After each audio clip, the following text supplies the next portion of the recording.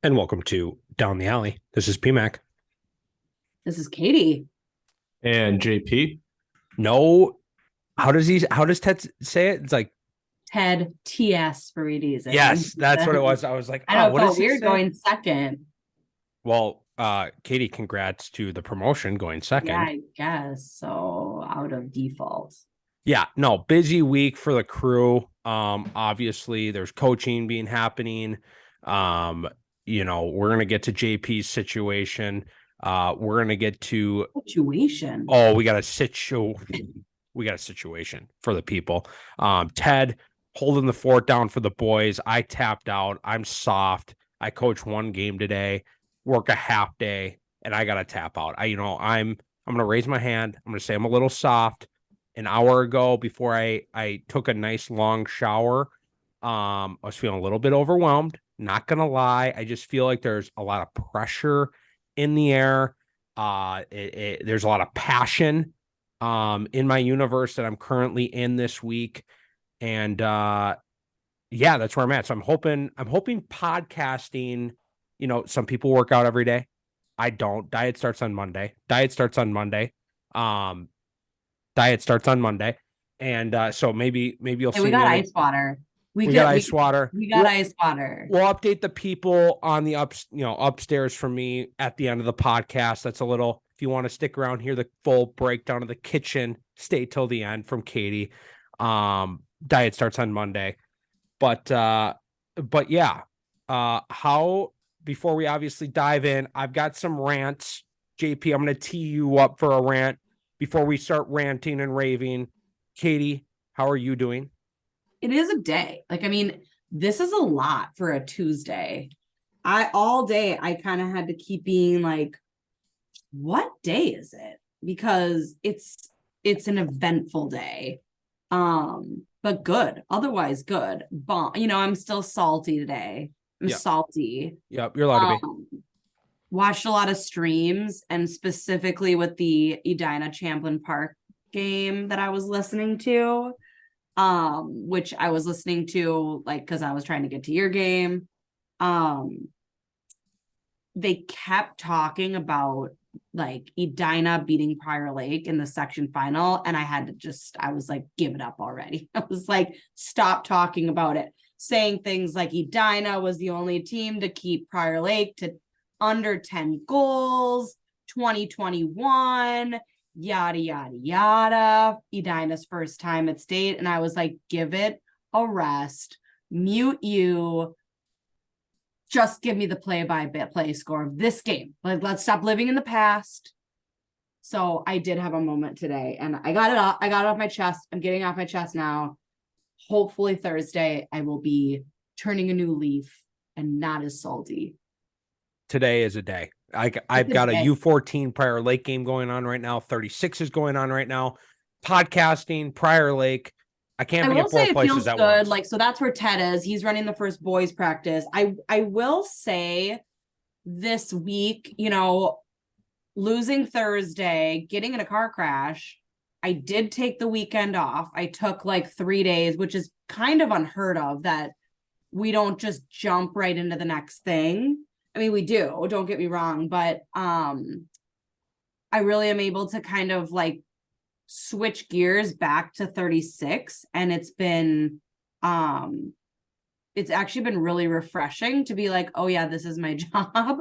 I was able to kind of get some things squared away with our kitchen remodel, but also we had some major kind of planning stuff happening for our 2023-2024 season for Team 36. A little teaser no spoilers, but it was, and I do a lot of our gear, and we've had some, they said the boys started their practice tonight, so just kind of making sure that on the operations side of things the boys are ready to go, and the girls will get started next week. And I will say it felt really good. It felt really good to kind of get back to that. I mean, we're always working on it, but everyone's been in their high school season, so club has kind of been on the back burner, and it's actually been really refreshing for me to kind of get back into that team. And I actually am really excited to see all those girls on Tuesday. Yeah, to complete the teaser, Team 36 stuff will be coming out soon.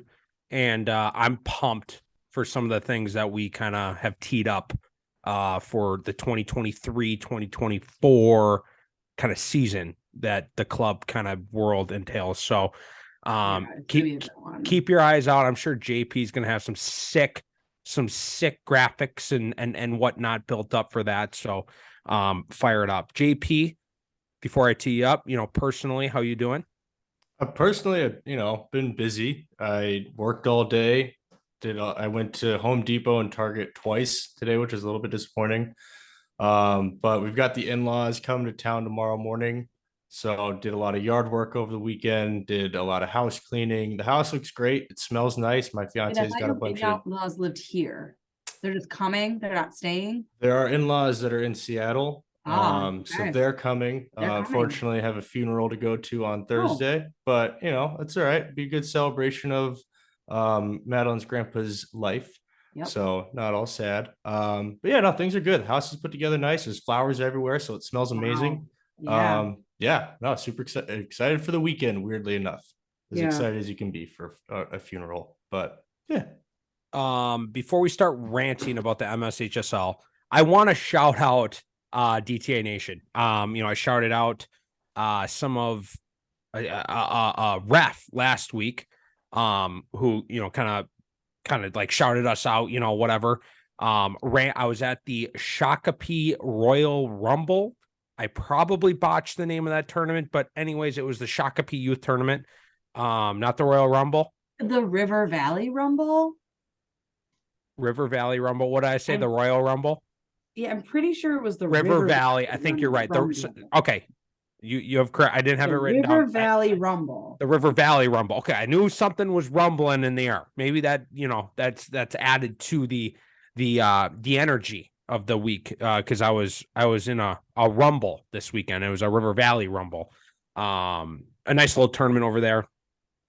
Players were like, "Oh, shout us out," on down the alley. So Egan was probably the loudest with how much they wanted to get shouted out.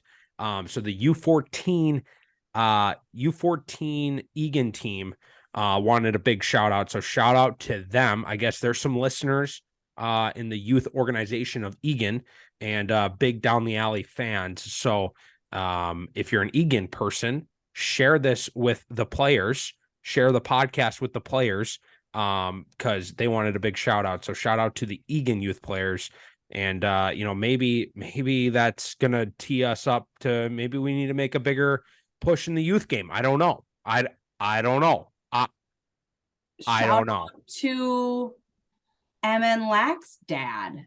So yeah, we're not gonna reveal who it is, but we're not revealing who it is, but he can get a shout out too, because that was a very genuine interaction this afternoon. DTA Nation, OG DTA Nation fan. OG, one of the original trolls. And I knew this person was a troll. I just didn't know which troll. We've got a good, nice little group of trolls in DTA Nation. And they keep us humble. Like they're the fact checkers, and they keep us humble, and they keep us doing what we do. It gives us kind of the fuel to the fire, but it also, we know that they're invested, and we know that these OG trolls are the ones that are also probably the most grateful that we're talking about a sport that they love too. And that's pretty much what they said. So, very kind words. Again, I'm just going to shout out the troll and, all the troll nations. I think they have a couple of troll buddies, I'll call them, that gave us very nice words today. And, their players is graduating this year. So I think they're going to still listen.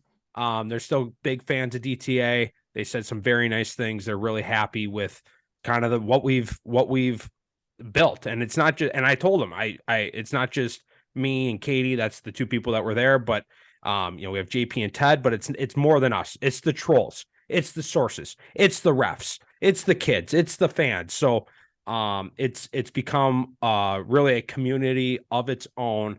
And I have proof, because we had record shattering number. It wasn't even we shattered our listening records last week. I sent it in the group chat. Not my group chat. Oh, I sent it in JP, did I not send a screenshot of our views this week? Did I down the alley miss that? You completely missed it. The number shocked me, and it was not even in the same universe. Yeah, totally missed that. Totally missed that. Not even in the same universe as previous records. So again, shout out to Down the Alley Nation for tuning in. Just absolute, just fired up, buzzing fans that we have. And apparently it's spreading like wildfire. So thank you for tuning in. Down the Alley Nation. We've gotten so many tire pumps this week, and proof with, and I met one at the this one was funny at the banquet this week. I was talking to an award winner, and it was a dad of a player, and they like just turned to me and they're like, "Are you PMAC?" And I was like, "Yeah, nice to meet you." And they're like, "I recognize, I don't know your face." So we had a face recognition, from maybe a YouTube listener. We had a voice recognition from a podcast listener, which is really better of the two. Better of the two. I can say that, but we can say that about ourselves because we're married. So I've got a great face for podcasting, not YouTube. So again, I can't give the tire pumps back enough to DTI Nation.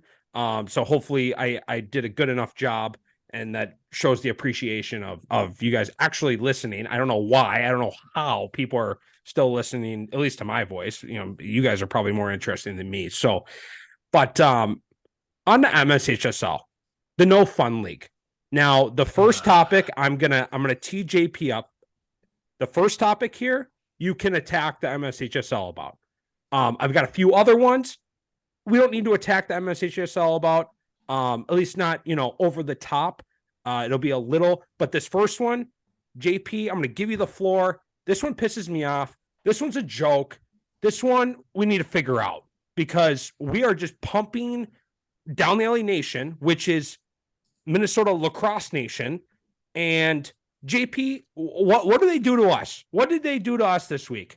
Yeah, so for those of you, most of you probably aren't aware of how this all works, but Ted let me know probably at least 6 weeks ago, right? So I was being on top of the ball, right? I was doing things proactively. Texted me a link, goes, "Hey, you got to do a media application to get on the field for the state tournament." I was like, "All right, yeah, that makes sense." I figured big tournament, a lot of different people involved. This, and the other thing, cool. I'll fill out my application. So I fill out my application, don't hear back for a while, and I'm at the Egan game, and I see a guy there that's got a Star Tribune badge on him, and he's taking pictures on the sideline. So I was like, "Oh, this guy must have been around the block a few times. Let me talk to him a little bit." So we get to talking, gave us a nice shout out. Love that we're doing our stuff, which is a little side note. But I was like, "Hey, so I'm assuming you've been to the state tournament before. What's the whole process like for the media passes? Like, when should I have heard back yet? Or is it kind of like week of thing?" He's like, "Oh yeah, no, don't worry about it.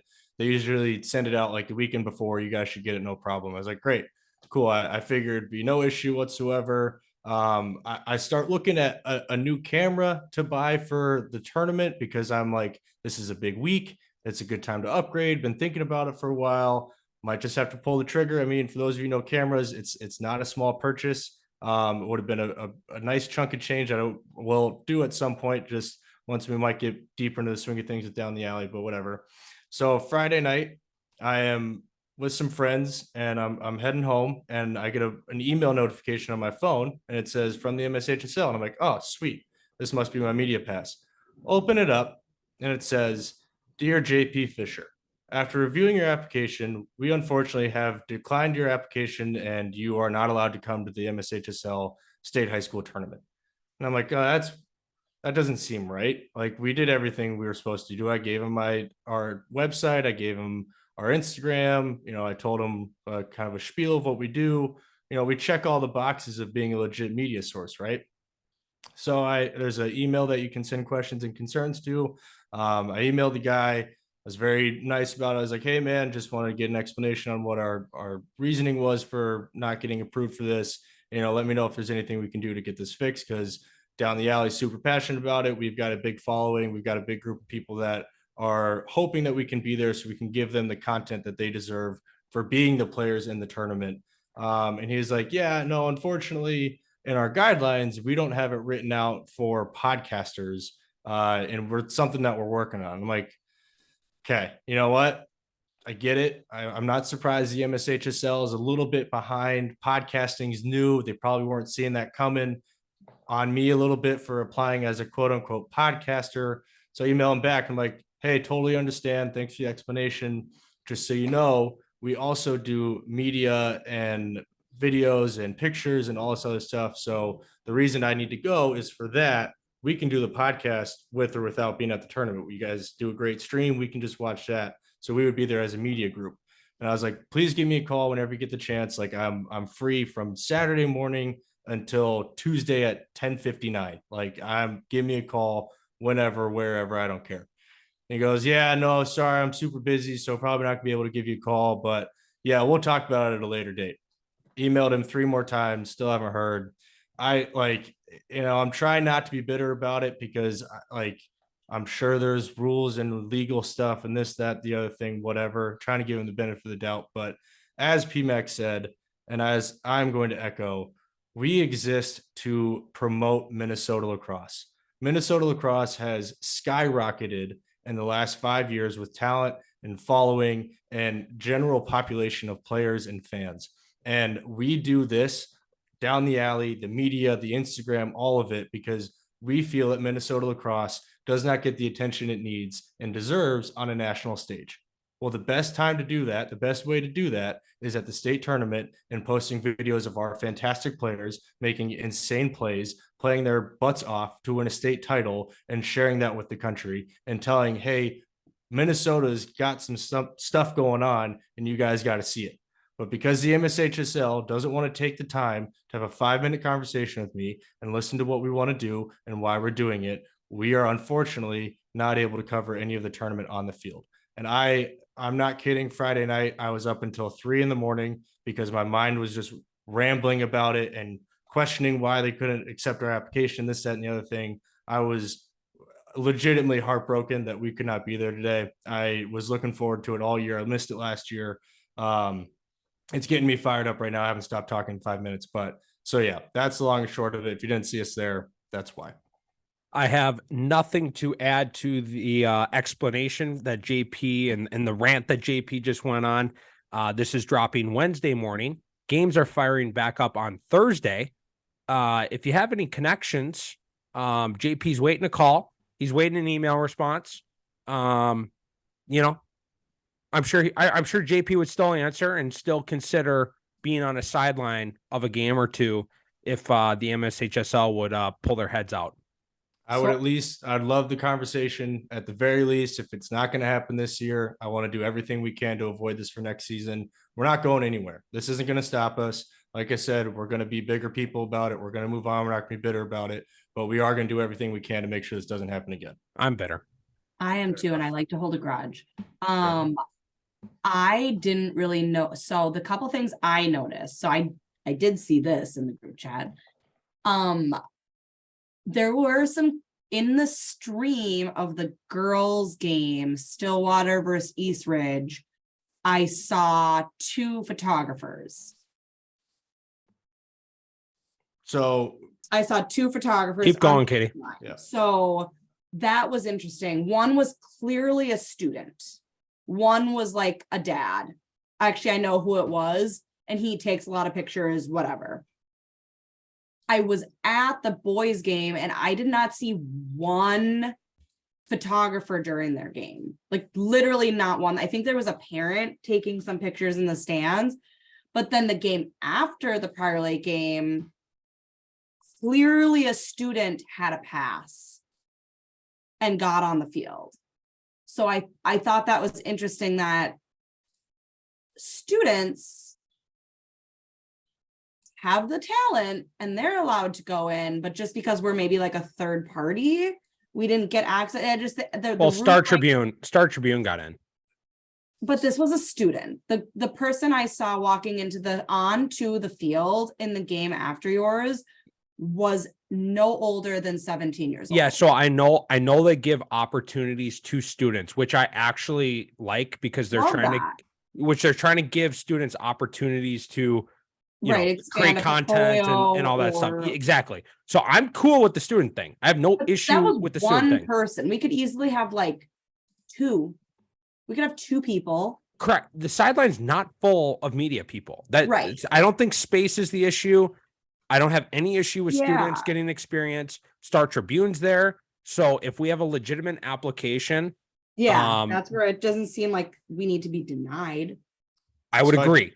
Or at least give us a real explanation. JP, what do you got? I do know a couple of things. I know there was some weird rules going on because there's another kid that I know that I won't name his name, but also got denied because they didn't have a website, quote unquote.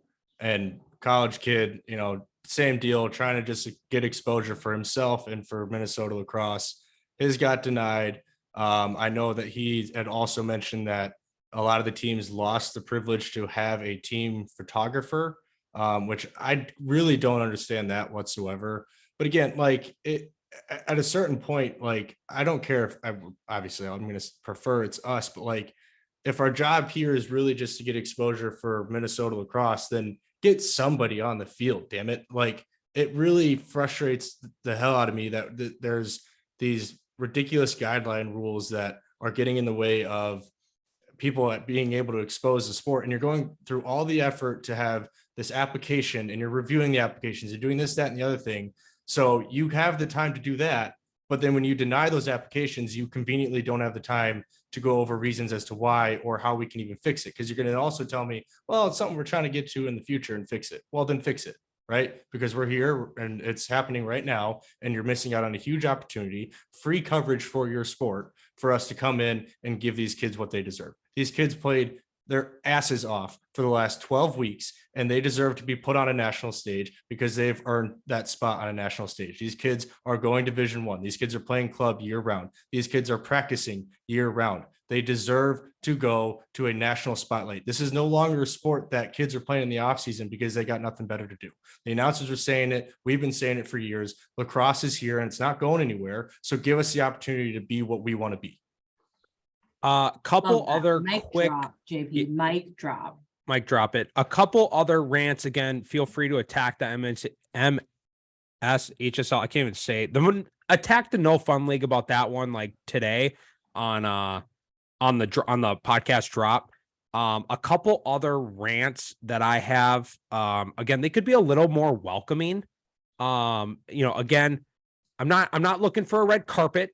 I'm not looking for down the alley to be there, taking our pictures as we walk in and with interviews, but they're jumping down our throats as we're getting off the bus. They're making sure we don't have extra players, extra managers, and we've got a couple of seniors varsity players that have a torn ACL, broken collarbones from this season. They're jumping down, making sure we don't have extra managers, which is a joke to begin with. I don't know. I'm trying not to get too pissed off, but I guarantee we're not and again, people are gonna be like, oh, you're Prior Lake, blah, blah, blah, blah, blah. You're looking for great treatment. I guarantee there's other teams that have an injured senior that you're trying to, give as much of an experience, once your team makes state, you want to get them involved and keep them involved as much as possible. Sorry, the kid tore his ACL this season. We want to keep them involved, and you're cutting manager counts and everything like this. So that's a rant. It doesn't seem like the appropriate amount of strictness for what our perception is that they don't really seem to care about lacrosse. So for all of a sudden to have our state tournament be very rigorous, obviously we're going to follow the rules. I'm not saying we shouldn't have rules. I'm not saying they shouldn't have guidelines. There's standardization for everything, but it just seems like we get put on the back burner as a sport. We get completely brought to the bottom of the totem pole all year. And then all of a sudden this week, it's all guns a-blazing and make it all like every other sport. And it's okay, well then treat us like every other sport on the flip side of it too. Maybe give us the funding. I don't know if there's a funding issue, really, to be honest. I have no idea. Or, you know what I mean? Like, give us the recognition or give us the exposure. And like, I'm not saying we're not like getting anything. Give the coaches medals. Holy smokes. Yeah, it just seems like all of a sudden we're really strict about the rules when the rest of the year they could care less about lacrosse. And the whole thing about making 2 classes, my interpretation is that my joke is that it's sitting on someone's desk somewhere and they just haven't gotten to it. That it's like, I'm sure it's come across someone and they don't deal with it. They don't want to deal with lacrosse because it doesn't make any money. But then all of a sudden to then, like you said, kind of jump down the throats of us to be rigorously like rule followers seems just kind of out of it. My last rant and topic about the No Fun League before we invite, or, you know, we put our guest on here. And this was written. I actually found an article this week. It's on the Lax Hub, Star Tribune. So this is a real topic. People are actually talking about it. So again, not the fake topics we talk about. Yep. So don't attack me for bringing this up, and don't attack me. Like, this is an opinion. This is just me talking. You know, I might have an opinion here. I don't know. We'll see where this goes, but don't attack down the alley for bringing this up. Star Tribune brought it up first. The unseeded Moorhead Spuds for the 3rd year in a row, getting the quote unquote ending up at the 8th spot against our favorite team, the Benilde St. Margaret Red Knights. You know, is it a random draw process, or are they the 8th seed for the 3rd year in a row? Were they the 8th seed a couple years ago, or did they get randomly draw to the 8th seed spot playing BSM for 3 years in a row? Because I don't know what the math is on that, but the chances they need to buy a lottery ticket. If that's their chance, they all need to go to they hit up the casino. Go to the casino, buy some lottery tickets, you know, unless you're an addict, you know, talk to somebody. But you know, what are the chances of that? Very low, extremely low. So that should probably, again, I think it should be looked at. I think it should be, you know, maybe the process reviewed. It just seems okay. So our guest already contributing to the podcast, 3.6%. Again, I didn't confirm the math, but that's what my sources are telling me right now. 3.6% chance of that happening. So that shouldn't have happened. In my opinion. Again, that's just math. That's just math. So I'm going to leave it at that. I don't like that it happened. And without further ado, we're going to bring on, for the second time ever, if I believe, to Down the Alley, Mr. Jeremy Goltz, Prior Lake alum, Prior Lake guy, Stevenson D3 guy. Why is he here? Goltz, a, you know, avid fan of Down the Alley, active in the Down the Alley community, and has a keen tongue for the concession stands across the state of Minnesota.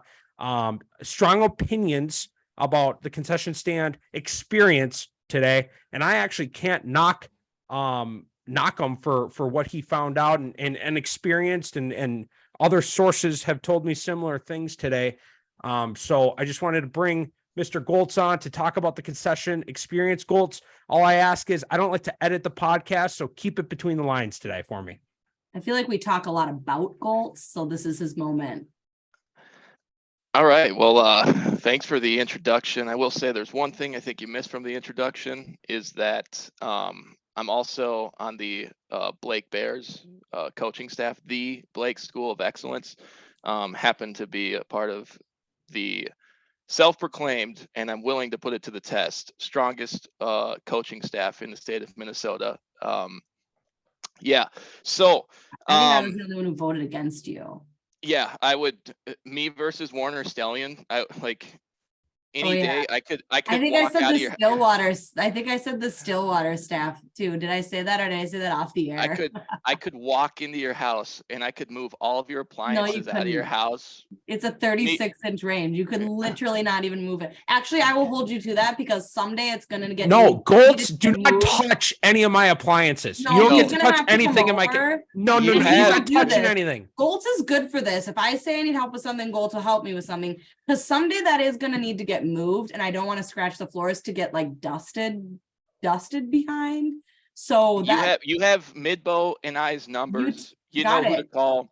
I want If it we lifted need, up and moved like- so my floors don't get scratched. we got Evan Hylock too. I mean, I don't know who that is. I don't think he's as familiar to you guys as me and Midbow are, but the No. guy's a unit in the weight room. So we got Matt Dooley. I don't think he's quite as strong as myself, but he's definitely good for supporting the backside of an oven. Maybe he could do like the ice maker or something small. So I did take personal offense to that, so I just wanted to clear You that did out of the way. not. Me and Warner Stallion head to head wouldn't even come close. So You should see that. You should have seen the guys. yeah, I can definitely lift more. They than were them. big.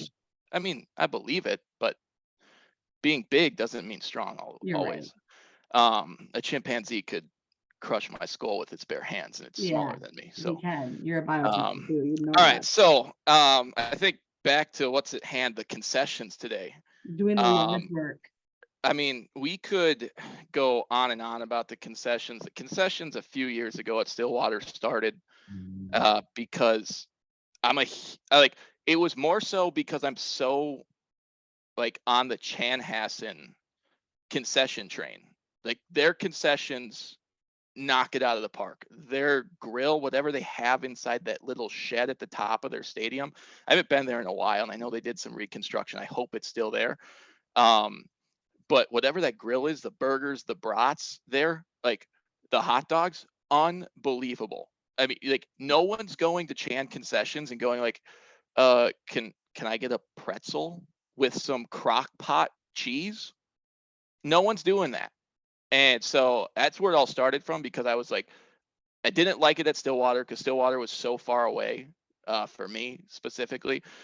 Chan was a lot closer and the concessions were a lot better at Chan. And then, so I just start like focusing on the concession aspect of it. And year after year, these past 3 years, Stillwater continues to live up to the hype of having some of the worst concessions in the state of Minnesota. I don't know if it's just a state tournament thing.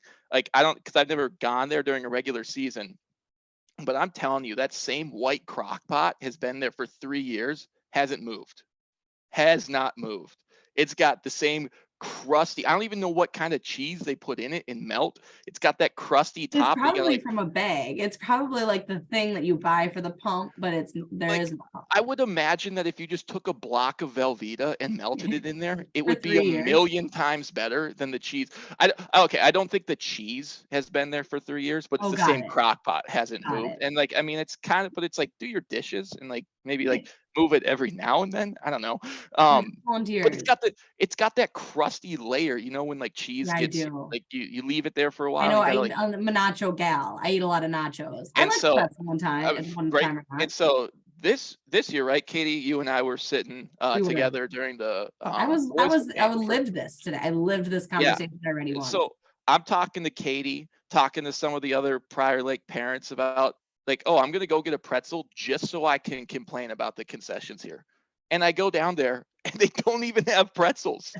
They failed to give me a chance What to else rip didn't them they apart. have? They ran out of water.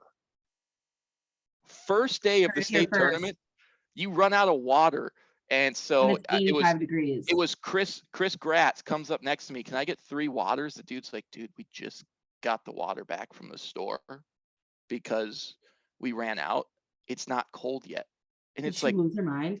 it's like, buddy, Yeah. are you like, how do you guys fail to have enough water on the first? You guys have done this this is your 3rd year in a row, 3 years in a row to be prepared for concessions, and you failed to be ready. They were giving out nachos with that same crusty cheese for the pretzels. Yeah. I was staying so far away from those. Got the brats. And I don't know who was running it. I don't know if this was a high school kid. I don't know if it was someone's brother. I don't know, but he looked relatively old enough, like, to be in the service industry and old enough to have expectations of doing well at it. And first of all, I go up there and I order, can I get 2 brats? He goes, oh, we're gonna have to wait on those. And I go, well, how long? He goes, 2 minutes. And I'm like, okay, cool, I'll wait. Whatever. He comes back. He goes, well, actually, the brats are ready right now. I'm like, okay, like, where are they? Like, I just ordered 2 brats. Why did you come back to tell me that they? And I was like, can I get them? And then for some reason, so then he said they're ready right now. Goes back there. 5 minutes later, comes back with my brats, and I'm like, dude. And meanwhile, during all this, this is when I find out that the waters, they don't have water. They don't, like, whatever. Comes back. I haven't paid yet. I could have walked out of there with 2 free brats, not paying. Being the decent human being that I am, I told him, hey, I haven't paid yet. Here's my money. And then he grabs my water bottle. And I'm like, buddy, I'm not paying for my brats with my glow in the dark It's a barter Nalgene system bottle. out there. It's so far away. They're still in the bartering system. Yeah. And like, no, I have a glow in the dark Nalgene bottle. I'm not trading that for 2 brats. No way. That's worth way more than 2 brats and Way the more. nachos. So I finally get them. I get my brats, get back up. And I mean, the brats were halfway decent. I will say this has been my best as far as the food going and eating it and being consumable. This was my best year of the concessions for Stillwater. But failing to have water in the middle of June, when everyone knows this is the hottest week of the summer, always is the state tournament week. It doesn't matter what week you put it on, would always be the hottest week of the summer.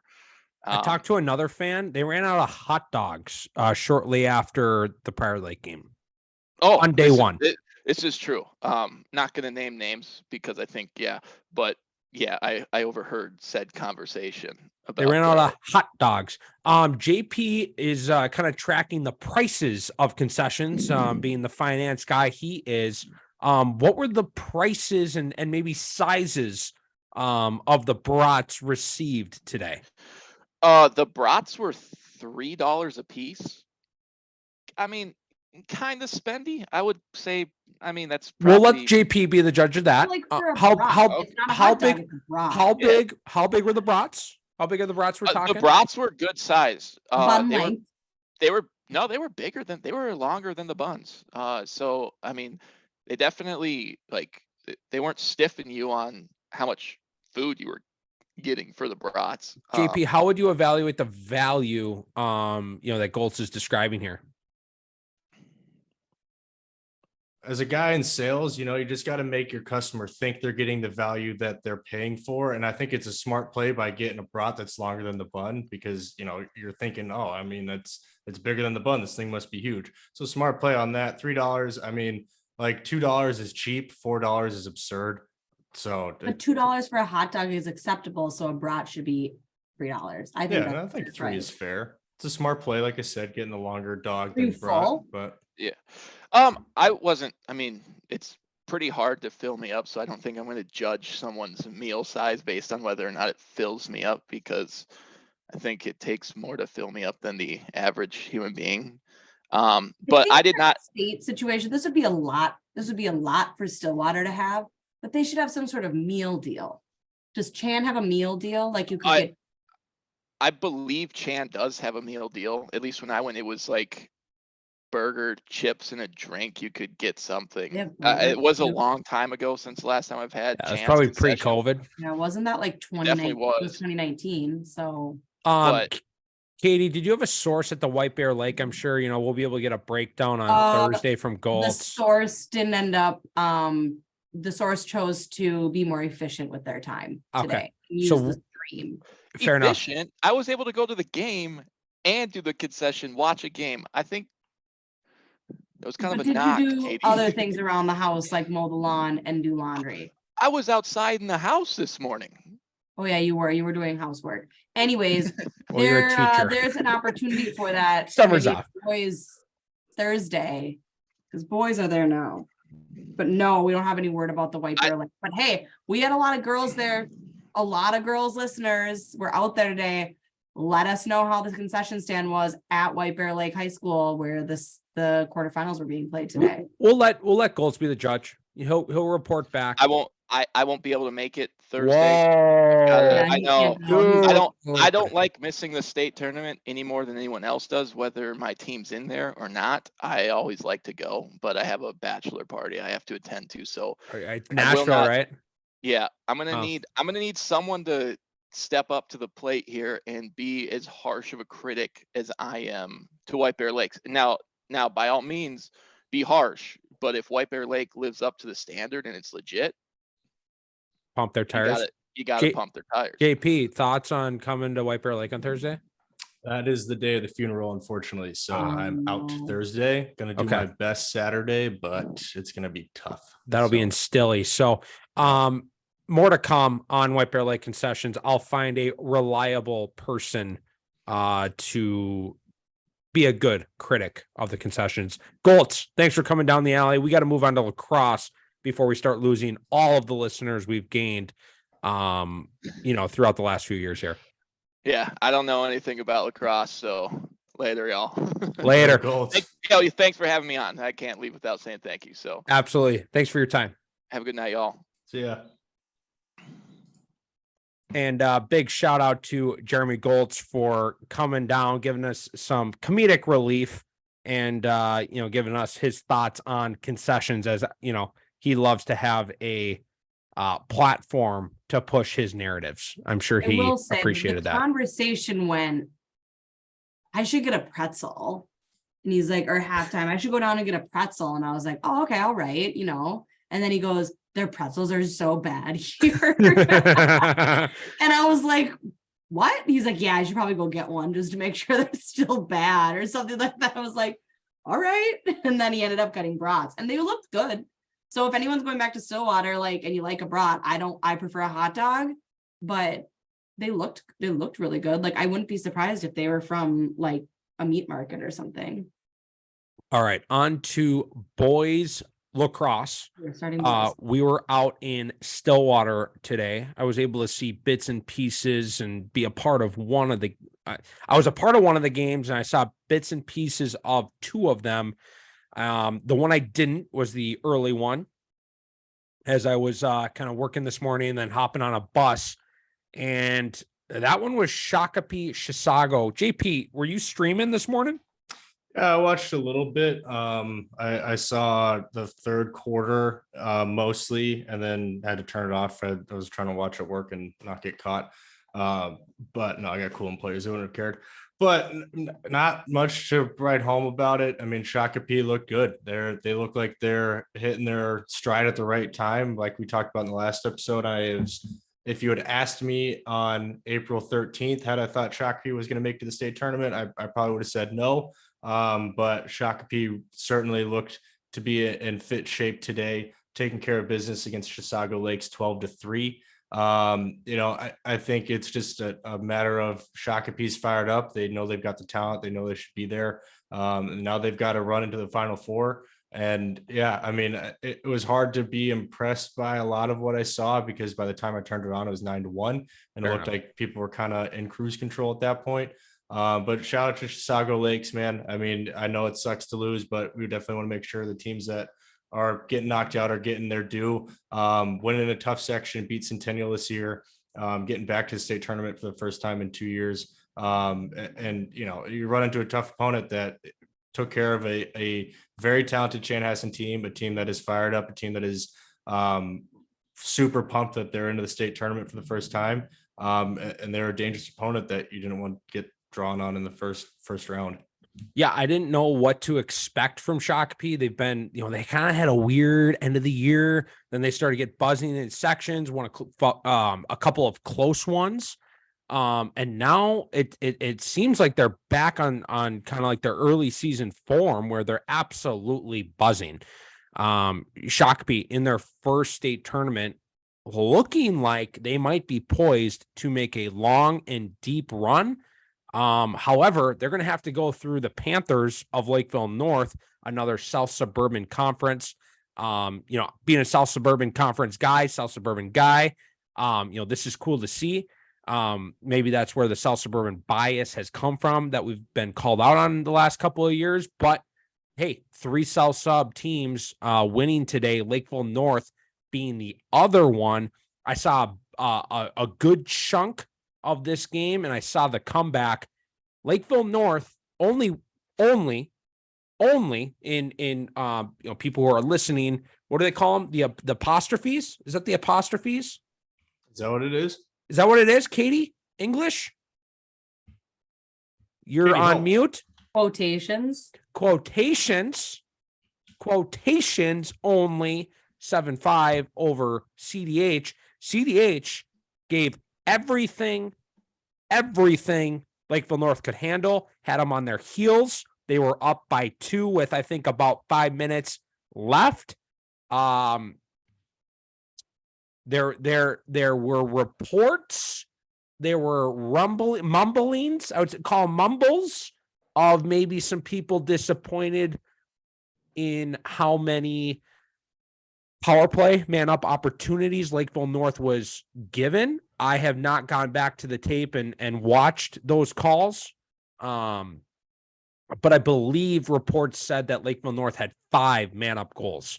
So that would be literally basically the difference in this game, having it be, lowerish scoring, only 7-5. Again, Cretin up late, Lakeville North making a comeback and securing the win late in the fourth quarter. Were you able to watch any of this one or any eyes on this? Yeah, hell of a comeback by Lakeville North. I mean, going down 5-2 with, I think, some time left in the third, but not much. I mean, that's a hell of an accomplishment and great job done to them. Eddie Kielkoff, goalie for CDH. I got to see him play in person against Egan. Guy was standing on his head and doing jumping jacks from his hands, basically, against Egan, keeping them in that game.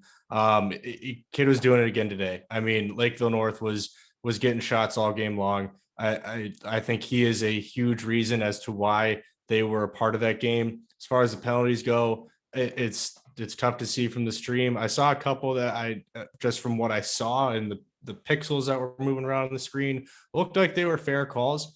From what I've witnessed in the Egan game, CDH is a pretty aggressive team. That's not a knock on them, but sometimes when it's hot and you're tired, playing that aggression, you get a little loose, things happen. I'm sure the refs are the best in the state. They're calling things tight. And if you're getting a little loose with it, they're going to have to call it. So obviously, fair or not, it's tough to lose on man down opportunities, but hey, it's part of the game. You got to stop them. And when you got a goalie like that, you got a good shot. So, it is what it is. Yeah. Cretin's goalie was playing out of his mind, making some huge saves. Congrats to Lakeville North moving on. But like huge shout out to CDH, a team.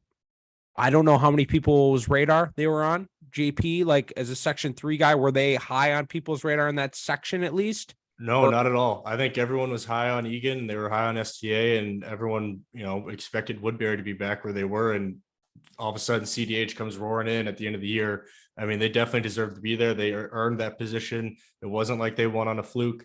So hats off to CDH, a great season. I texted in our group chat today, and I noticed it last week. I think they are one of the best clearing teams in the state. They don't do anything crazy, but they're just confident in throwing long passes. And again, Eddie Kielkoff, he's throwing darts all over the field, and his poles are confident with the ball. Middies are getting open. So CDH, great job this season. Hats off to everything you guys did. Yeah, no, just to echo that, huge props to CDH making a ton of noise, right? Everyone's noticing, a lot to be proud of. They've come a long way. And again, making a ton of noise, Lakeville North being the electric factory, right? You almost got them out in the first round. So, I know it's not the result CDH was looking for, but you guys still have a lot to be proud of. And I don't know a ton about their program right now. I don't know if they're returning a lot or not, but, either way, this is a lot, you have a lot to build off of and continue on with. So, good luck the rest of the tournament here. Maybe try to come home with a consolation championship. You guys are buzzing, and congrats on, a heck of a run. Third game of the day, Lakers versus the Zephyrs. This one was a nail biter. 10-6. A game that, on the Laker side of things, we could never pull away. The Zephyrs were grinding. They had a great Fogo, a good goalie, making plays all day. A really fun game. Matamidi, Katie, I think you, what did you say? We walked into a Matamidi home game. Is that what you said? That's what I said. That's what it felt like. What we walked in, the energy. Fans, the Matamidi fan section was like packed, and like they were so energetic and energized, and just like quite honestly happy to be there, and like stoked for game day. Yeah, so shout out to the Zephyr fans and community for coming on out. You made it a great atmosphere. I heard them until the last whistle. Again, a 4-goal game, that's not anything, this isn't hockey, right? 4 goals, can happen like that. So heck of a game, back and forth. I just want to shout out a couple players. I shouted out the faceoff guy, goalie, making huge differences. A couple of absolute weapons on offense that we had to dial in on that I was personally most impressed with. Number 9, leading scorer, point getter for him, had an absolute cannon. He has the ability to shoot from, anywhere on the field. He was a threat. And then, number 1, again, I could go through all their offensive players, but number 1 for me, when I was kind of scouting for this game, looked super athletic. It didn't look like he played in all the games. I don't know if he was injured or what, but, for the amount of games he was playing in, and the film doesn't lie. I was super impressed with his game. Jackson Johnson, number 9 was Isaac Wendorf. But Jackson Johnson, athletic, had a heavy toe drag, can win his matchup, very consistently. And was I really liked his game, really enjoyed watching him. Was a tough matchup. And, again, I could go up and down the roster, but, those are a couple of guys that really stood out to me, on the Zephyrs. JP, were you watching that one at all? Do you have anything to add? Or Katie, you were in the stands. Yeah, Katie, why don't you go ahead? I missed this one, unfortunately. Katie, you're muted. I can't remember who it was. It might have been 9. Was 2? 2 was another. Yeah, number 2. 2 stuck out to me, and actually number 25. I just felt like they were always in the play. Those were the 2 guys, at least from my perspective, that I literally just felt like they were always there. They always had the ball. They were always, like, maybe because they're middies, but like also I just felt like every time I looked up, they were involved with the play. And it honestly, I thought it was a great first matchup, and like a great atmosphere, and like 2 like legitimate teams that had to like prove themselves. And like I said about the Matamidi fans, it seemed like Matamidi was just like, this was the best day ever for them, and I kind of just love that energy. So shout out to them. Probably not the outcome they wanted, but also had bleach blonde hair. So I guess they're on the same wavelength a little bit on that. Oh yeah. A lot of hair hanging out from helmets from the Matamidi boys that hopefully the senior pictures have already been taken for those juniors. Oh yeah, great flow on both teams. Yeah. 4th game of the day. I watched first half of this one live. And we were listening to the second half on the way home. Moorhead, Benilde. I already kind of ranted, about this matchup. So we won't talk about that again. But Moorhead, shout out to their fans. They're another city that got behind their team and traveled well. They were buzzing in the stands, especially that first half. That I was watching live. They're cheering their boys on. They put on a great fight that first half. 5-4. Benilde, they're the buzzsaw. they're the number 1 seeded team for a reason. They pulled away in that second half, but Spud Wagon, Spud Nation, shout out to you guys for making another tournament. Shout out for traveling again down here and putting on a show for the people. And they're a big DTA following. So, thanks for, being a big part of DTA Nation. Great fight and, kind of good luck to the rest of the way for the Spuds. I don't know what else to add for them. I'll say I usually hate porthole mesh. And I really liked their jerseys. Yeah, they were clean, weren't they? I really, really liked them. And I usually want to throw up. And I think Moorhead, right? Stupid. Yeah. And I think the Moorhead uniforms today looked awesome, quite honestly. This was actually like really fun. I kind of wanted to go home, I'm not gonna lie, but like I think it was tied after the first quarter. Yeah, I think it was 2-2. 2-2 after the first, and it was 4-5 so fun at half. to see Benilde become human. Because like I obviously heard about the Maple Grove game that maybe it was a little too close for comfort, but this was really, really fun to see like the beginnings of maybe what could have been an upset. It wasn't going to be probably, but like I really enjoyed seeing Benilde like get a little scared. I think they got a little scared. And it was really fun to watch. And it was really fun to see the success. Like the Moorhead goalie kind of stood on his head. I don't know if they were just making him look good, if they were taking not very good shots. I don't really know enough about that. But the Moorhead goalie was insane.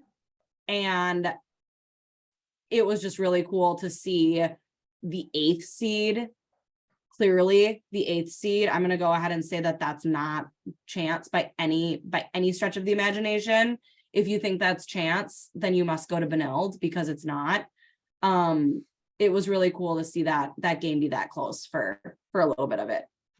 This is like a weird compliment, but like Moorhead has like slowly chiseled away at Benilde every year, it seems, in this game. And like, okay, yeah, 4-16 is not a close game, but I mean, they put Benilde, like they made him nervous in the first half. And like Moorhead clearly has talented players. They don't go 15-1 in the regular season without it. They clearly have a fantastic fan base. Otherwise, they wouldn't get the send off like they would in the crowd that they draw. Like Moorhead, I think if there's anybody in the state that is happy with the seeding that they've gotten in the 3 years, it's the Spuds. Because they don't care who they play, one, right? You shouldn't. You're a team. You play, you play. But Moorhead also knows that they are a talented team. So I guarantee you they're saying, yeah, give us a shot at the crown because we won it. And we're going to do whatever it takes to knock them off. And I'm sure there'd be people out there, if Moorhead didn't play Benilde this year and they won their first round game against someone else, someone would be like, well, they just got lucky because they didn't play Benilde this year. Maybe not. But like Moorhead wants a shot at the title. And I hope they can get a higher seed because they are going to keep getting better and they're going to deserve a higher seed. But like, don't be shocked if Moorhead keeps putting Benilde into the ropes and making them scared. And we do get an upset some year if this matchup keeps happening. Well, next year, if it's the same matchup, they probably strung 4 quarters together just in 4 years of the We're game. trending in that direction. I mean, I will say, I really don't like that they also did that to Benilde, made him scared for a second because that just made Benilde reset a little bit and be like, oh, wait, no. Yeah, we're really good. Let's play this game like we are. And we saw the result. So makes me a little nervous. We'll leave it at that. We've got a couple of great matchups. We have a South Suburban matchup on one side of the bracket, Shockoe Lakeville North. And on the other side of the bracket, the two teams that just can't stay out of each other's way. It just seems that it's always been in the Last Dance. It's not quite the Last Dance this year, but it's what are they? It's one of the last dances. It's the semi last dance, and Benilde and Prior Lake. A couple of fun matchups. It's going to be a couple of fun games, and truly, I believe anything can happen. It could be any combination of sorts in this final. I could see Shakopee winning this one. On their side, first tournament, why not go all the way? Obviously, Lakeville North being an electric factory, the OG electric factory of this season, I could very well see them being in the final. And then on the other side, Prior Lake Benilde, it'll probably go to overtime. Because that's just kind of that's how that one just seems to go. Over to the girls. As I first glance, maybe the scores aren't quite as interesting as the boys, but Katie, I know I was kind of listening to you, talking to you a little bit, as well as the source was tweeting. It sounds like these ones were closer and more competitive than maybe the scores show. I think for a little bit, I think each game kind of had its moments, maybe a first half. We started out at 11 a.m. at White Bear Lake. We don't know how the concessions are. East Ridge and Stillwater. So I think that's what section 2 and section 3 and section 4. Sorry. Notes are that Stillwater's Tori Lilgren is out with a knee injury. So I guess the source and I were texting and we said it kind of showed. I think it was close for half. The gals who stuck out, honestly, for me were Annika and Kira Limpert, not twins. I think they're just sisters. Because I was really intently watching the first half, and then we were trying to get ready to go. So I was kind of just listening as we went. But it sounded like it kind of was a closer game, maybe than the score reflected. But Stillwater still came out ahead. No surprise there. 3 seed over the random draw. And so they got the bid to go to the quarterfinal. And I think that they kind of they pulled ahead with the expertise. Pretty sure this is East Ridge's first showing at state, if I'm not mistaken. So that's just really exciting for them. Maybe they can go on and win a consolation. So that'd be cool. Not really much to say about it, honestly.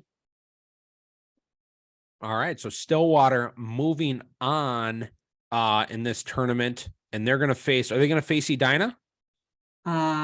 Yes. Edina beating one of our favorite teams, our nomination for best social media game in the game this season, Champlin Park 13-5. They were shouting out the downfall of Prior Lake throughout the stream. So that pissed off Katie. However, how was this one? How was this game? Yeah, so this one I was listening to, and the consensus is that, did I share this already? What day is it? Yes, you already shared this, so we don't need to cover it again. I was just stabbing you a little bit again. It was I mean, Edina got an early lead and kind of ran away with it, and that was very apparent.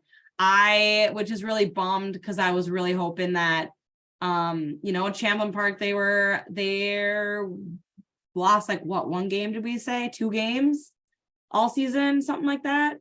But I will say, someone on our radar, the Karowski sisters walked from Simley so that the Hagenbart twins could run, because Paige Hagenbart is a freshman goalie, and she was making saves. And then her twin, I have to find her name because Reese, was scoring goals. So we got to be our eyes up for these two, I think, for another 3 years, because starting, making moves, scoring the goals in the state tournament, first game, making the saves in the state tournament, it wasn't enough for Edina today. But I think that with them on your team, they're gonna have another really successful couple years to come. And so those were two names that I was like, who are these girls? So And sure Champlin not going anywhere. Yeah, Hagenbart twins. All right. Both games, the consensus was not only between the source and I, but also from the stream people. Okay. That it was I wish I could remember what he kept saying. It was kind of the draws were, and that's common in the girls game, were kind of the teams that were winning the draws were winning the games. Okay. Dang it, he kept saying something that was not a lacrosse term. Like I want to say like run and gun, but it was something like that, like cheeky little like make it take it. Yeah. Was that what it was? No. Oh. Yeah, maybe something like that. I don't know. I'm just saying. I wasn't listening to the girl streams. I don't know. I was just guessing. It might have been that. Is that a lacrosse term? Well, it's a sports term. Yeah. It's a He term. kept saying that over and over and over. If it was actually make it take it, that like kudos to me. I think it was, but it was like, yeah, he kept saying that another make it take it goal. And I was like, okay, like do you know what that means? No. Okay, so that means make it seems take backwards, means like take it first and then you make it second. No, you make it take it and then you make it and then you take it. So like a basketball thing. It's kind of a basketball thing. So make it take, yeah, it's like a backyard basketball deal. So clearly I play no basketball, so I wouldn't have known this. It seems backwards. It seems like you need to take it before you make it, because you make a goal. So you make a goal and then you win the face off and then you make another goal and then you win the face off and then you're going on a run. Why isn't it take it, make it? Because it's the like continuation of you score and then you get the ball back. Yeah. And you score and then get the ball back. Like, you're starting the run of like, it's implied that you already took it in the first place to make the initial make. But then from there on out, yeah. That's stupid. Yeah. That's backwards and not correct. Regardless. That's what he kept saying. That's exactly what he kept saying. And okay. I was like, at least he's calling it a draw and not a face off. But on to the next. Let's keep her moving on to the next game. BSM. I didn't think this was going to be that.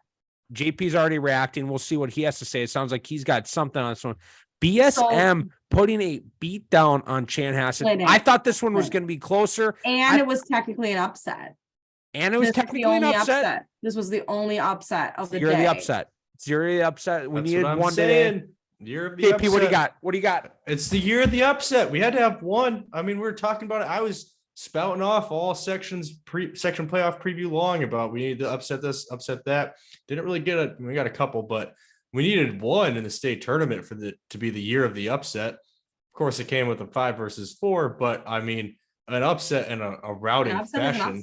An upset's an upset. And I mean, I think not only based on the ranks, but I think a lot of the public probably would have taken Chanhassen in this one. And the BSM coaching staff was calling it on social media. I had maybe implied this was going to be a good game, maybe the game of the first round on the girls' side. I mean, I might be a guru. Who knows? I might know girls lacrosse better than I thought. So Chan lost to Benilde. Sorry, Benilde lost to Chan.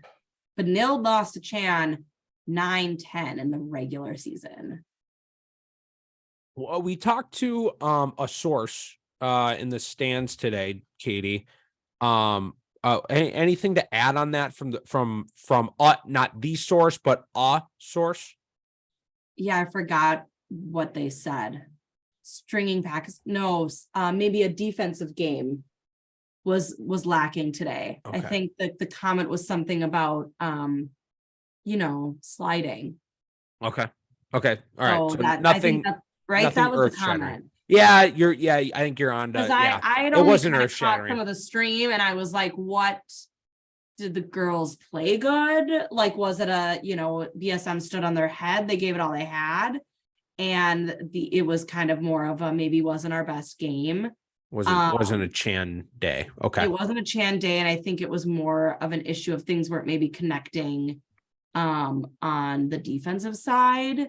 Along with passing. Yeah, I mean that's always it's really hard to Yeah. pass. Again, But I did watch Miss Allie Welder got her first face guard, I'm pretty sure. And so I was watching that, and that was about the most interesting thing that I caught during that game. So I'm gonna for sure call her out on that and say Well, you've made it. When you Allie put up Welder, number 10 of Chan. The scout was to give her a face guard, I'm sure. And so what did she put up? She put up like 10 points in a game the other day. It's did like she? 10 goals against Orno in the section. I'd face guard her semifinal. too. Scores a lot of Yeah. goals. She does score a lot of goals. She was only scored one tonight, so I guess it worked. So bummer. I don't know who I would have taken. I would have thought it would have been a lot closer. Maybe my we opinion on that. We didn't guess, but I would have thought it'd be a close game. Yeah. I will admit that. A part of me wanted it to be Chan Lakeville South again. I don't think A good little Chan- rematch. Yeah, because that's what just kind of fun, just fun for something to talk about, but it's also not that fun to talk about. But that's too bad. Last but not least, Lakeville South. Again, this was one that I saw the source tweeting about. It sounded like maybe it was a closer effort-ish, at least early. But final score in kind of a rout over Elk River. But it sounded like Elk River made things interesting at times. it was a very close first quarter. If the girls had quarters, I think actually, was it even half? It might have been the whole half that they kept it. I think it was like the parts that I were watching was that, like, when I was watching it was a close game. I would see a back and forth. Very surprised to see Elk River Zimmerman win some draws. Like, that is something that Tori Cheetah has down pat, and she's very dominant. And when I was watching, there were multiple times Elk River Zimmerman would win a draw. And right there alone, I was like, oh my gosh, like, here we go, let's go. And they would go and they would run it. Like, it seemed like a competitive game. I want to say. I want to shout that out. What's that? I want to shout that out too, and like emphasize how impressive that is, because Tori Cheetah, Yeah. she is the only face-off person on the boys or girls side who is telling her players what she's about to do, where to go. It's free movement on the wings and around the draw circle in both games. And she is the only player that I have heard actually give verbal commands to her teammates about what she's about to do. She is in such control of that draw and is so smart and 3 steps ahead of whoever she's going against in that draw. So for Elk River to actually turn a tide and have a substantial impact, not just win a couple against her, is substantial. So hats off to Elk River for pulling that off, because Tori is a force to be reckoned with in the draw circle.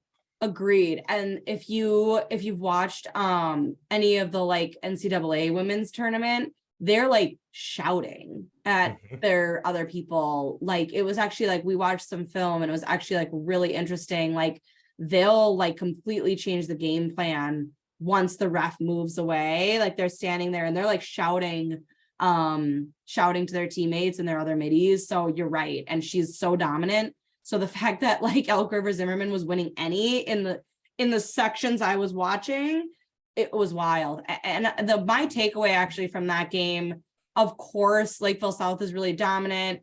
On DTA Plus tonight, there's some recaps getting posted by the source. And like the lines say it best. Like, Lakeville South is good at lax. Emily Mose is insane. She gets 6 goals tonight.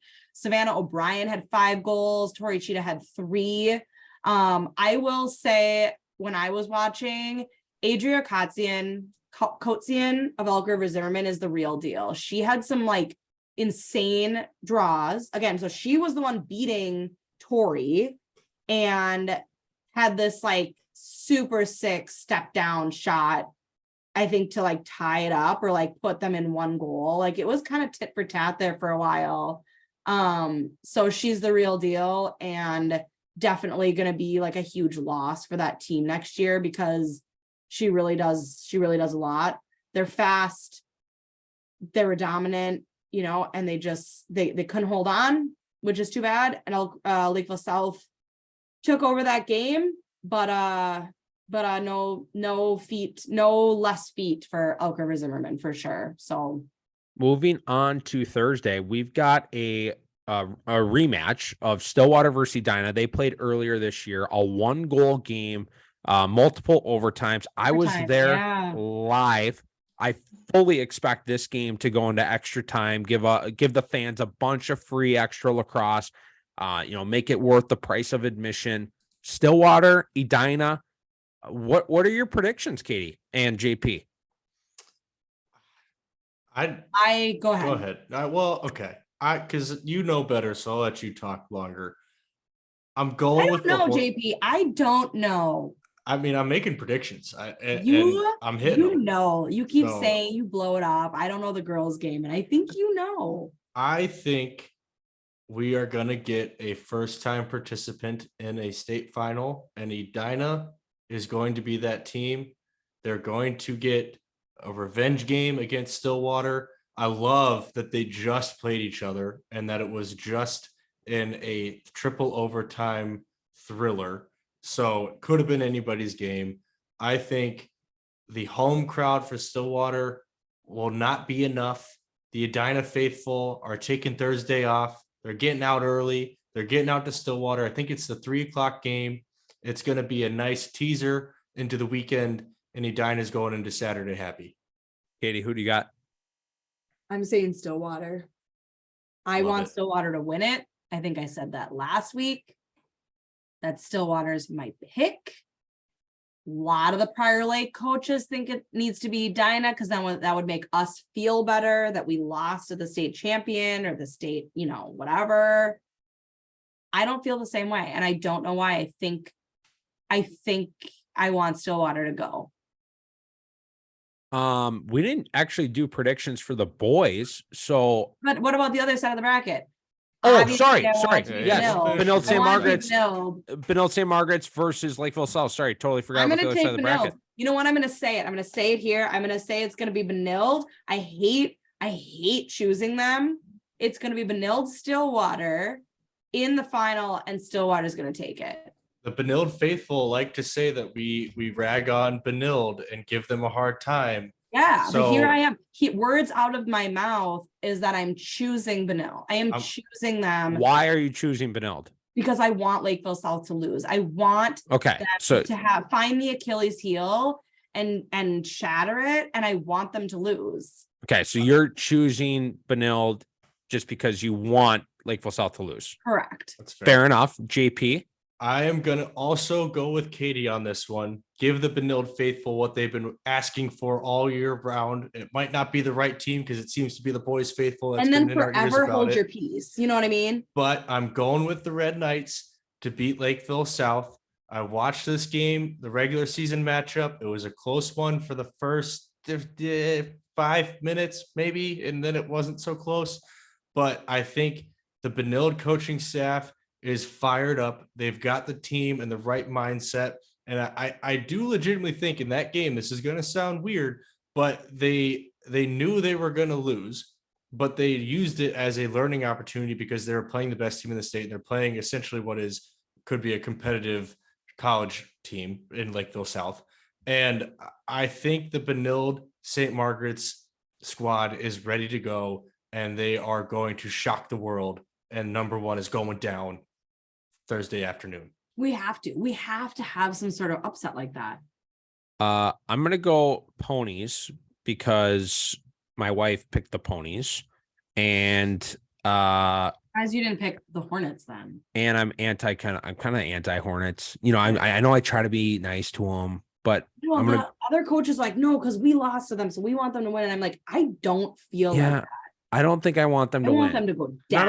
I'm not a big Edina guy. I'm just not an Edina guy. So I'm gonna go Stillwater in overtime. And I am if you think I'm picking Benilde, you're dead wrong.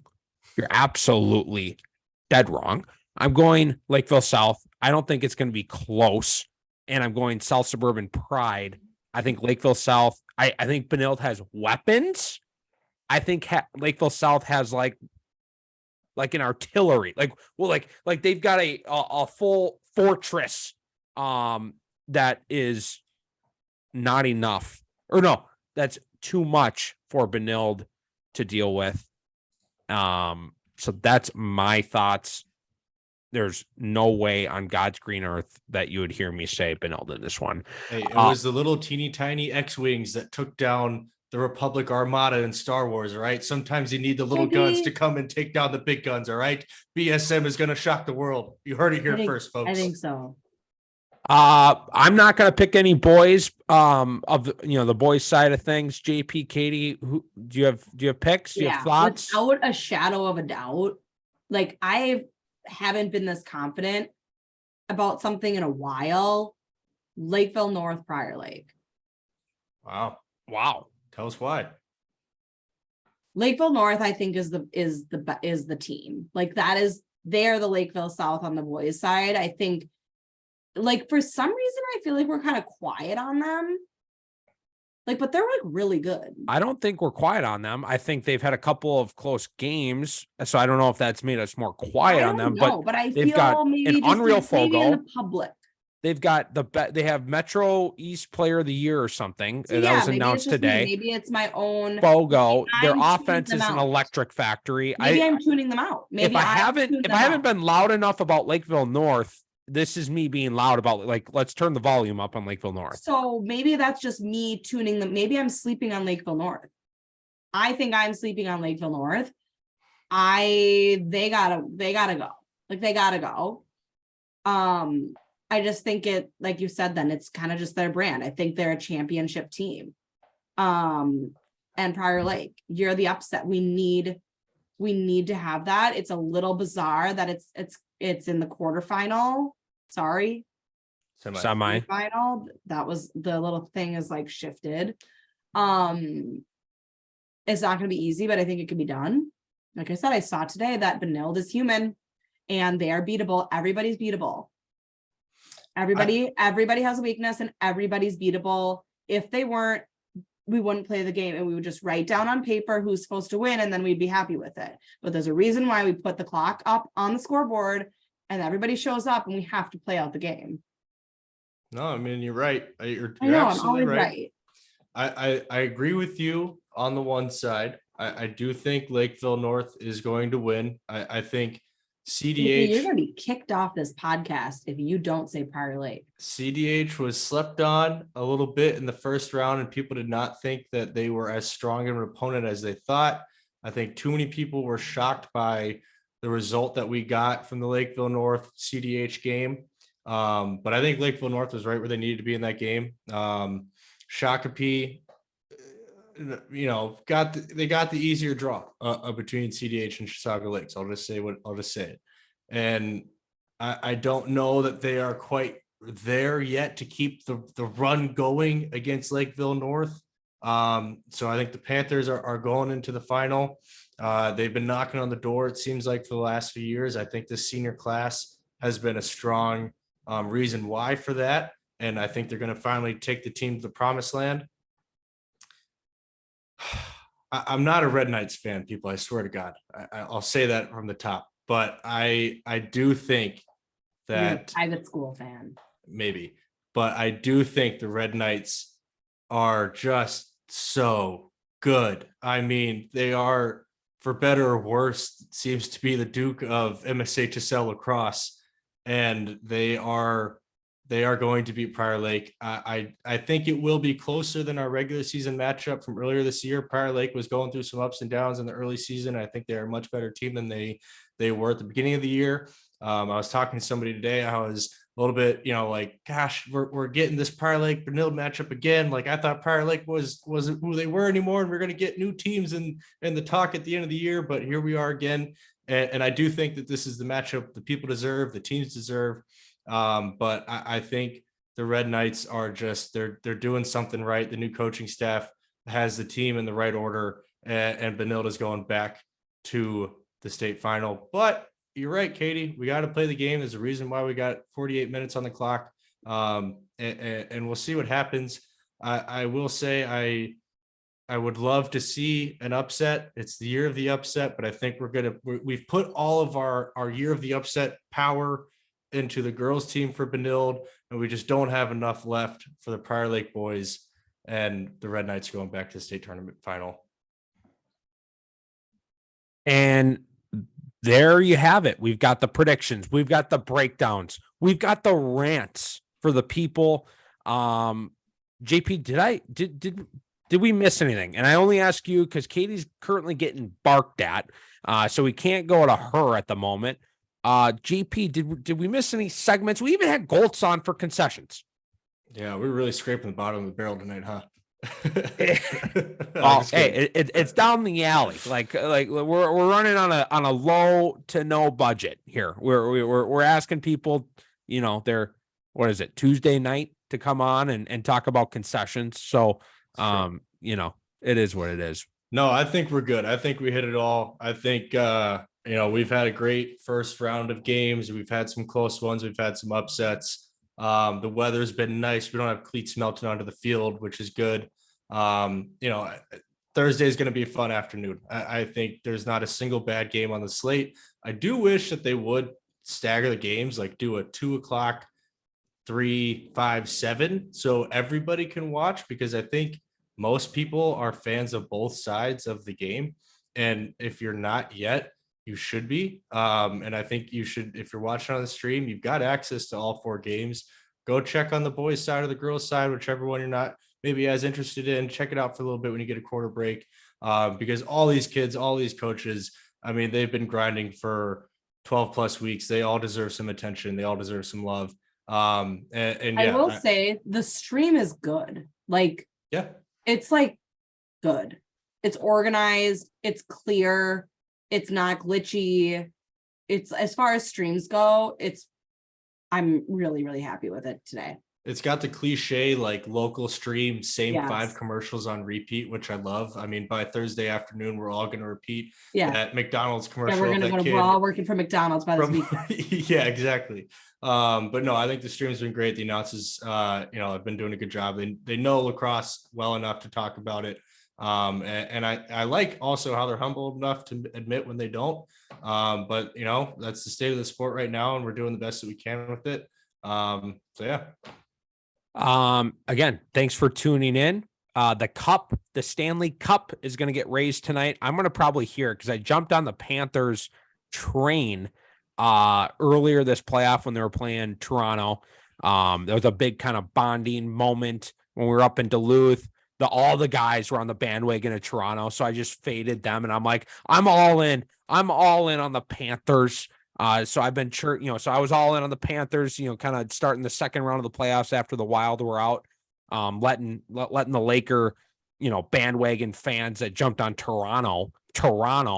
But so tomorrow, or today, as in the drop of the podcast, so Wednesday after the Stanley Cup gets raised, my DMs, and I'm gonna probably be getting chirped from all these players. So, congrats to Vegas. It is a blowout in that game right now. 7-2 with 11 minutes remaining. Holy smokes. Well, Tkachuk, I'm a big Tkachuk fan.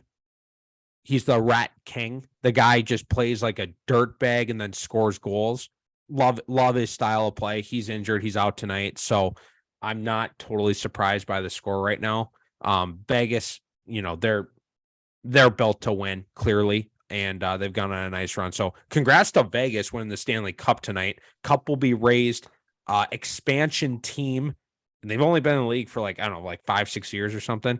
So 5-ish. Spoiled fans. They had to wait a couple years. They've been in the finals and now they're raising the cup. Spoiled Vegas fans. So being a DC fan. God. Well, yeah, or a Minnesota fan. Yeah, that's true. Yeah, it sucks. I don't know if Katie's gonna be able to say goodbye. Groot is losing his mind. He's losing his mind. Check out DTA Plus for the game recaps. The source wrote some game recaps. What do we do tomorrow now? I mean, everyone, you guys got to practice, but us as spectators, I'm gonna have. What do I do until Thursday? you Thank God people enjoy can a night listen to off. podcast. Yeah. I Oh yeah. have, Listen to the pod. Listen to the pod. I We're don't have a watching day on YouTube. off, but it's definitely going to be a lighter day without all the games. And go on down the alley pod.com. Check out the blogs, check out the media, check out, if you're a premium, member, check out the premium content or the coaches content. I will say shout out to all the teams going to state, obviously, but also about all the state award winners. The source wrote up an entire spreadsheet for me. Nice. Maybe we'll share that on Thursday or something, but okay. I know banquets can get long, but it's really such a cool thing and to get honored. And we wish we could shout you all out, but congrats to all the winners. We had big dreams of making our own awards, but we don't. Hey, we still have time.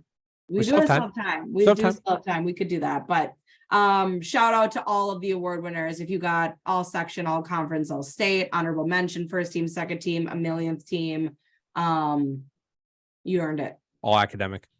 All academic, yes. Nerds. Yep. Thanks for tuning in. We will probably be back on in a couple of evenings and talking about how the semifinals go, maybe another concession update, and hopefully Groot isn't barking as